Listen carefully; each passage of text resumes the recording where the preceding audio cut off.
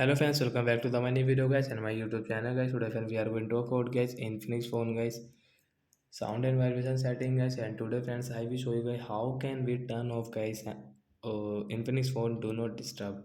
Friends you want to off guys your Infinix phone guys do not disturb settings. So how can you off it? Today friends I will show you. I will tell you guys. So first of all guys you will have to on guys your phone setting to off guys your phone do not disturb. After on phone setting guys you can see this type of settings. So we will search here guys do not disturb setting guys. So when search here guys do,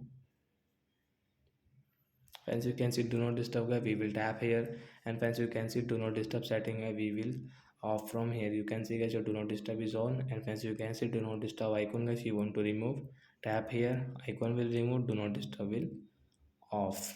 So like that guys we can off guys our Infinix phone guys do not disturb setting guys. So that's it guys, thanks for watching the video guys. I hope you understood how to off do not disturb. So bye guys.